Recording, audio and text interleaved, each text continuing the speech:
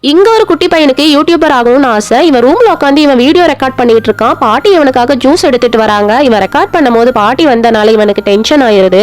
Next டேவும் இவன் chicken சாப்பிடுற மாதிரி வீடியோ ரெக்கார்ட் பண்ணிட்டு இருக்கான். அப்ப பாட்டி தெரியாத டோர் ஓபன் பண்ணி உள்ள வந்துடுறாங்க. இவன் பாட்டி மேல ரொம்ப கோவப்பட்டு அவங்கள திட்டி வெளியே அனுப்பிச்சிடறான். இனிமேல் உள்ள வராதிங்கன்னு சொல்லிடுறான். அதுக்கப்புறம் யூடியூப்ல லைவ் ஸ்ட்ரீம் போடுறான். நிறைய வியூஸ் கிடைக்குது. எந்த ஒரு பொருள் வாங்கினாலையும் அது யூடியூப்ல வீடியோவா எடுத்து போடுறான். அதுக்கப்புறம் நிறைய ப்ராடக்ட் ரிவ்யூ எல்லாம் சொல்றான். இது மூலமா அவனுக்கு நிறைய லைக்ஸ் எல்லாம் கிடைக்குது. ஆனா இதெல்லாம் பாக்குறதுக்கு அவங்க பாட்டி இல்ல, அவங்க இறந்து போயிடுறாங்க.